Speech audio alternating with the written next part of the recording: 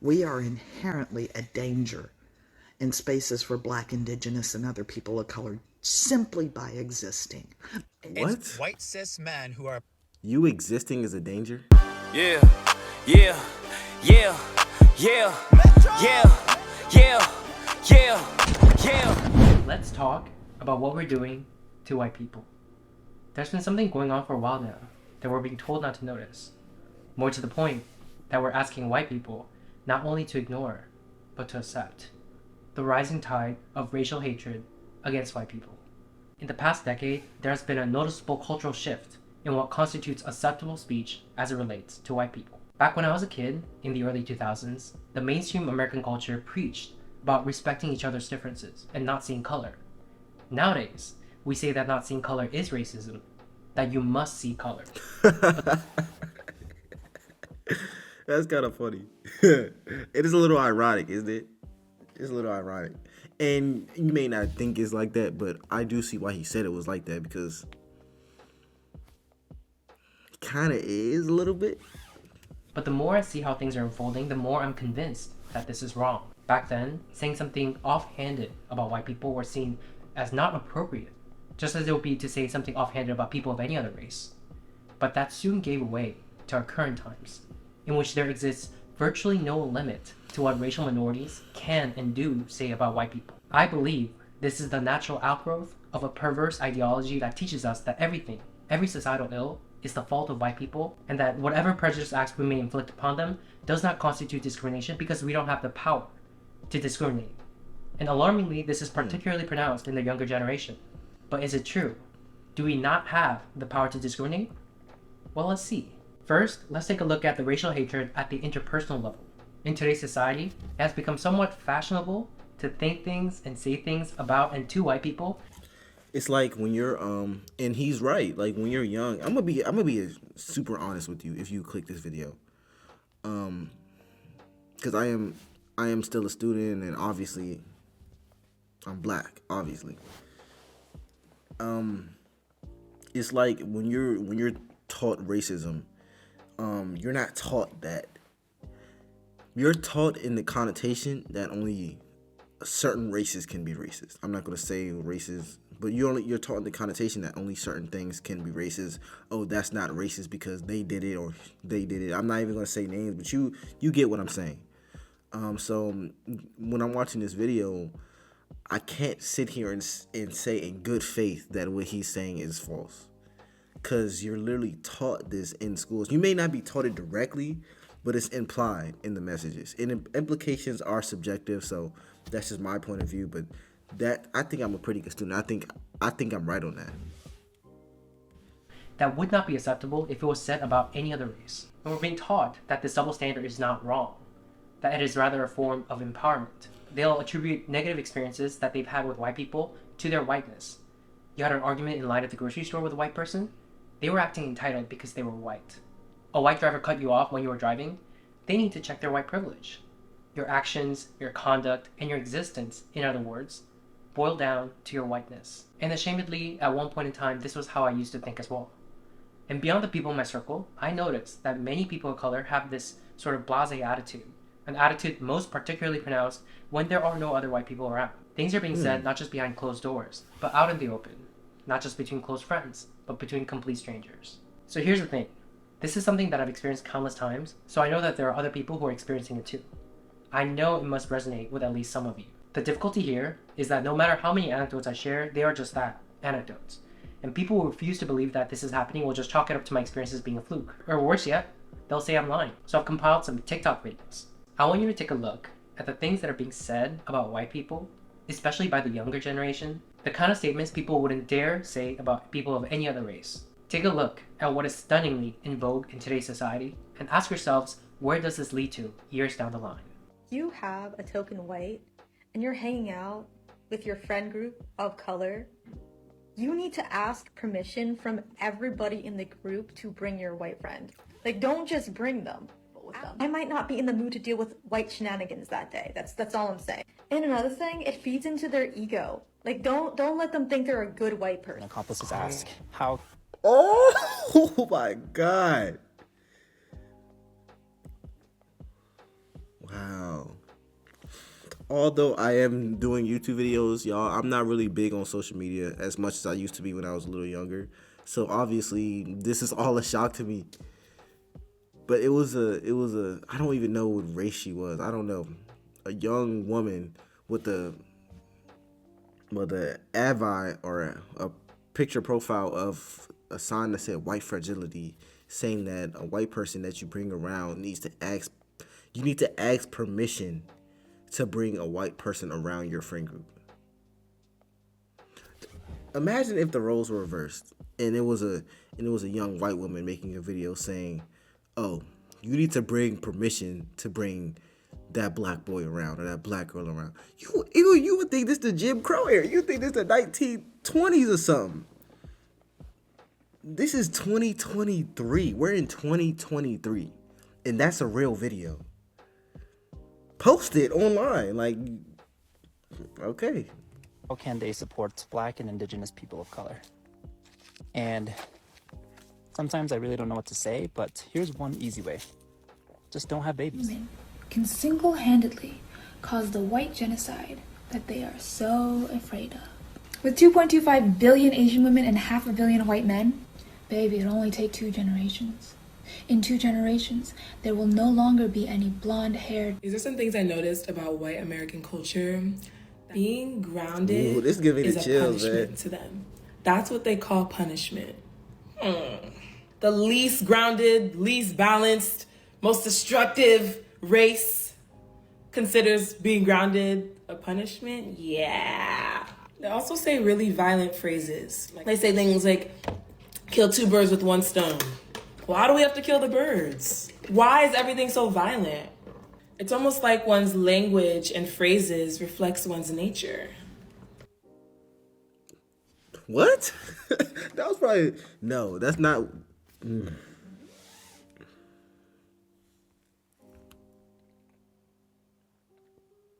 Let me just talk about this. Let me break down what she said.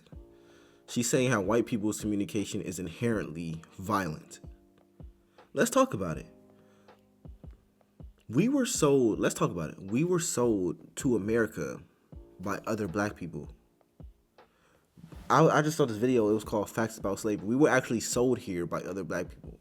Europeans went to Africa, and think about this. It was so many Africans there that the Europeans couldn't even possibly just go on Africa land and just steal slaves. No, we were sold here. You don't think that's inherently violent? That's just in the black race, like our color. Since you want to say a color is more inherently violent than another color, that doesn't even make sense. Like, your color does not affect your violent tendencies. That's not scientifically correct. I do get what you're trying to do. You're trying to imply that that American white people are just naturally more violent, but that's literally just racism. Because that's just not true. It's almost like one's language and phrases reflects one's nature. So that new Jeffrey Dahmer movie on Netflix is the perfect example of the sensationalization of white violence. People have a much easier time sympathizing with white criminals than they do with black victims. People think these shows are harmless, but they actually contribute to a much bigger issue. It contributes to the viewpoint that white people are less violent than everyone else, and white violence is something to be consumed in media, and that's it. I will say, though, that last TikTok that I just seen, I see a lot of truth in that. In a way, because I was on TikTok or online, and I've noticed that there's a lot of TV shows regarding serial killers, and most of them are Caucasian, because that's who gets, like Jeffrey Dahmer. Actually, I don't even know if that's true. I'm just talking about the Jeffrey Dahmer one. I'm gonna just speak on that, because what I just said, I don't even know if that's true. I will say this: I've seen a lot of like people romanticizing him, and his whole killing was literally like black men.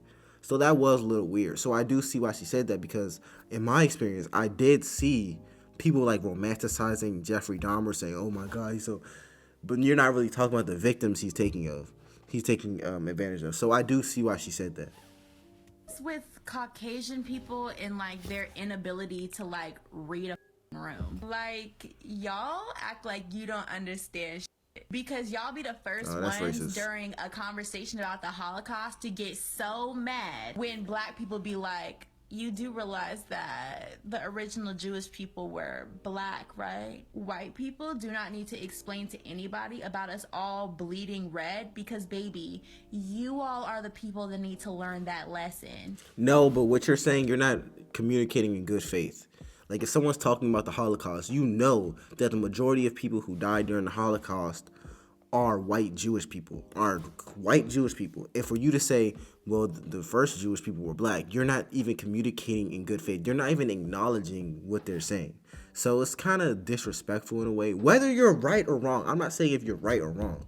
It's just not in good faith at all. That's like if I went outside and I was riding a bike and I fell off the bike and broke my arm. And I'm like, I broke my arm. Somebody help. And somebody ran up to me. And they're like, well, I broke my arm last year, so you'll be fine. I don't care if you broke your arm last year. I don't care about what you're saying. I broke my arm. We need to talk about this right here and get me some, like, that's good faith. I mean, that's bad. That's an example of bad faith. You're communicating in bad faith when you say something like that. Clearly, history shows that you all are the people that like to pillage and eradicate, enslave and oppress, attempt to suppress greatness because you all simply don't have it. Right? Here go y'all cum goblins who don't even live in the Whoa. cities. Which, by the way, the Q-tip people are the last ones to ever talk about somebody stealing anything. Y'all wouldn't be in this country had it not been for y'all stealing it. So y'all are more focused on people looting and trying to get necessities and things that they need. And yes, a TV is a necessity thing. You feel like you're better than because people are out here stealing and you would never. First of all, if you are a Mayo monster, that is how your ancestors got everything, from stealing. And that's a behavior that's very common among white women. You may have not intended that, but there are many white women who act exactly like you. If you can find it in your heart this holiday season to donate to the Discriminated White Fund, you'd be helping millions. Nothing says high protein like cicadas and cheese. Cicadas? Make sure you... And nothing says caucasity like that right there. What caucasity looks like. Roaming Asian grocery stores like it's an amusement park. Explain to me why white people don't wear shoes outdoor, but wear shoes inside. We're both white women. We are inherently a danger in spaces for black, indigenous, and other people of color simply by existing. What? It's white cis men who are You existing is a danger? part of the far right-winged ideology of fascism. That is a true threat and the terrorism to this country. Terrorism? If BIPOC stand in the street and scream at the top of their lungs, I hate all white people, I want all white people to go die, die white devil, you cracker. That's still not racism. You're not one of the good white people. Stop separating us from the bad white people. Don't sit out there in comments and say, we don't claim them. We are them. We are the ones shooting up schools. We are the ones raping people, the ones enslaving people. And I'll say it. I hate being white. Which means I'm one of the good ones. All white people are inherently racist. Yeah. Can you be racist against white people? Based off of the definition of racism, yes, but it's not gonna hurt them and hurt their opportunities like it does people of color. While technically you can, it's not like an issue. You can't oppress the oppressor. It helps you sleep at night. I'm racist to white people and I'm proud of it. Why do people not understand that you can't be racist to white people? It's impossible. The system is not set up that way. You can insult white people, but it is not racism. Me calling a white person a tub of mayonnaise and like a flower looking ass, that's not racist. You went all the way to Africa to physically take black people from their homes, shove them in on boats where a lot of them got diseases and died, told them where they could sit on a bus, told them which schools they could go to, which water fountains they could use, which bathrooms they could use, and that's sugarcoating it. Those are just terms. I'm not even describing all the disgusting things that happen, and they don't even want revenge. They are letting you guys skate by asking for equal rights. That's it? And you're still saying no? They are not as angry as they should be. Y'all are getting off easy, and you're still saying no? Fuck you. Some people look at that and chalk it up to the grumblings of the powerless. That's the idea that when you have a power disparity, the less powerful sort of has this general society given leeway to complain about the more powerful. The villagers complaining about their king doesn't have the same ring as the king making snide and crude comments about the villagers. But that's not what's going on here. Because although certain segments of our society refuse to believe this, even as evidence mount before our very eyes, in one side of the political aisle, people of color actually have greater power than white people. That is the truth that is not being acknowledged by the people that need to hear it, because this gets in the way of them wielding that power in the way they want, malignantly. I've heard from somewhere that politics is downstream of culture, and I think that is certainly correct. We have a mainstream culture that tells us it's okay to hold prejudice and hateful view of white people, and our politics is then infused with this energy, and we see active, overt, and on-the-books racial discrimination of white people that those who are perpetuating this hatred is refusing to see as discrimination. They'll say, no, this is remediation. These are the same people who are making tenuous arguments that some of our race-neutral laws discriminate against people of color. And this is certainly evidence that in one side of the political aisle, people of color have more power than white people. Because if we didn't have the power, we wouldn't be able to put into place practices and policies that does this. That's what power is. Things like Minneapolis local government agreeing to a contract with the teachers union that says white teachers must be fired first. What? New York City's government enacting a policy of having white seniors go to the back of the line on life-saving COVID treatment. A college professor that says white people should be killed and face repercussions. Cornell University. There's no way. There's no way. Here's what I think about this. In order for you to say it's impossible to be racist towards white people, you would have to assume that white people are on a higher pedestal than you, that you are being oppressed. But what if you don't think you're being oppressed? What if you don't think your life is an oppression? What if you don't think you're a victim of oppression? Then it will be impossible for you to say it's impossible to be racist towards white people, because at that point, you'd be saying, I'm equal to a white person. I was born equal under the same God as a white person. By you saying it's impossible to be racist towards white people, you are literally implying that white people are above me in society. They're above me. That's what you're implying when you say, oh, I can't be racist towards you. You're on a higher level. You're above me. That's what you're saying. So I don't agree with that stance. You can obviously be racist to anyone. That's just what life is. Like, I don't even understand how this is a controversial opinion. You can be racist towards anyone. By the by the book's definition, you can be racist towards anyone. University banning white people from rock climbing lessons. One of many instances of liberal colleges doing the utmost to exclude and ostracize white students. BIPOC only events equal no whites, but they don't have the guts to say that, even though that is what that is. That's what makes us different than the mere grumblings of the common villager. The villagers have surrounded the palace, demanding Marie Antoinette's head. The power dynamics have shifted. That is a fact. Progressive media outlets do not cover these stories. Some people out there have no idea that this is going on. But worse, some others out there know but agree with what's going on. And for those people to convince themselves that this is not racial discrimination, they play mind tricks and word games. They use phrases and talking points like punching up. You can't be racist to white people. You can't oppress the oppressor, meaning I'm acting oppressively, but I've designated you as the oppressor, so everything goes. Or Ibram X. Kendi's infamous words, the only way to remedy past discrimination is current discrimination. Or when people say things like, what we're doing to white people is not racism because racism is prejudice plus power and we don't have the power. They use all this mind-bending apparatus to delude themselves into believing what they're doing faces no moral quandary. But in the back of their minds, perhaps in their subconscious minds, is racial revenge. We experienced it, you experienced it too. See how you like it. That people of color are using our newfound power to act this way and then pretend like none of this is going on leads me to believe that we would have done the same thing that white people did were we to be in their historical position. Because such acts have its roots in human nature, not white people nature. And one can only imagine what might happen in the coming decades when the demographics of the US will have shifted such that white people will no longer constitute the majority, when the younger generation you've just seen have graduated from elite schools and hold positions of power in our institutions, our government, corporations, entertainment, news media, and so forth, how they might, in wielding the levers of society, be able to rationalize, using their adult brain, the hatred that was embedded in their minds during their adolescence. What we're seeing is just the beginning.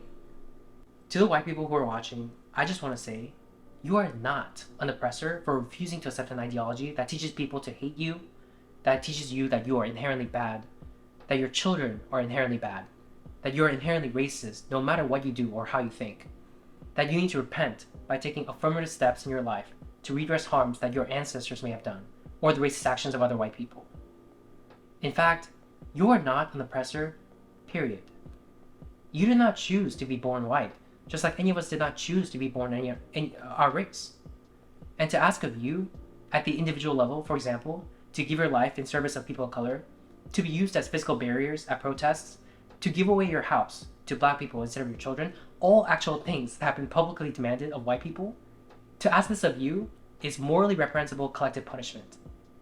You are not under any obligation to carry yourself in any sort of way that others demand of you just because of the color of your skin. This, you need to do this and you need to do that because you benefit from privilege thing is bogus. It is just a way for people harboring racial animus to attack you, to say that the accomplishments you've achieved in your life isn't yours, and to silence you. It is not you. It is this ideology that is wrong and perverse. I obviously think that there are racist white people. I think there are racist black people. I think there are racist Asian people. I think racist people exist. But what he's saying is that you being white doesn't automatically mean you're racist. You can't control your skin color. You can't control it. It's nothing you can do about that. So I agree, like, you can't, just because you're white doesn't automatically mean you're racist. It doesn't even make sense. It is one cloaked in a shroud of pseudo-justice and self-righteousness, all the while excreting toxic fumes of racial hatred. It blames all white people for the actions of their ancestors, something you have no control over, while absolving black people of personal responsibility for their own individual actions by holding that if black people commit acts of harm, for example, towards another community, that's the fault of white supremacy. White people are controlling them like puppets on a string. It's a backwards, transgressive ideology. If you don't harbor any hate in your heart but want to fight it as a matter of principle, this does not make you racist or bigoted. If you refuse to accept their premise in your head, but are too afraid to voice your opinion, you're neither a coward nor a bad person. If you're of a liberal bent, but there's a small corner in your brain telling you as you're watching this video that perhaps some of this is wrong, listen to your intuition. Maybe you think, oh, I agree with most of what the progressive left teaches about racial justice, but just not with some of this disagreeable stuff, only at the extremes. I'm here to tell you that the rot starts at the core. This racial hatred of white people is a natural outgrowth, part and parcel of an ideology that attempts to indoctrinate us into believing that there is current systemic oppression going on, that all racial disparities we see today is the sole result of oppression by white people, when there are other more plausible explanations to be had that these same people are silencing as impermissible hate speech. They're telling you, shut up. You'll take it, and you'll like it. Whoa. But contrary to what they're saying, you don't have to take that.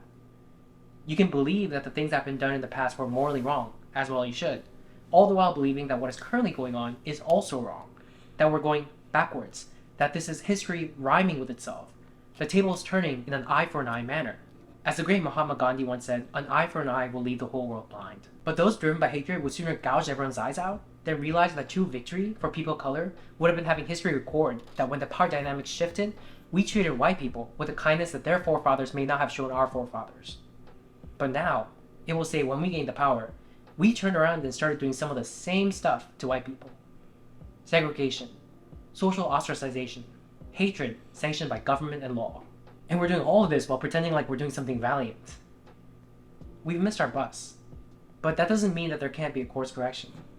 So, to some people of color watching who are engaging in this sort of hatred, whether or not you're acutely aware, the same people that act like white people as a collective are not people, but rather some pernicious alien force that has come to invade the earth. With this video, I implore you to ask yourself, what are we doing to white people? As some people love to say, do better. That was a good video. Thank y'all for watching thus far. If you have any suggestions, comment them down below, and I'll see y'all in the next one.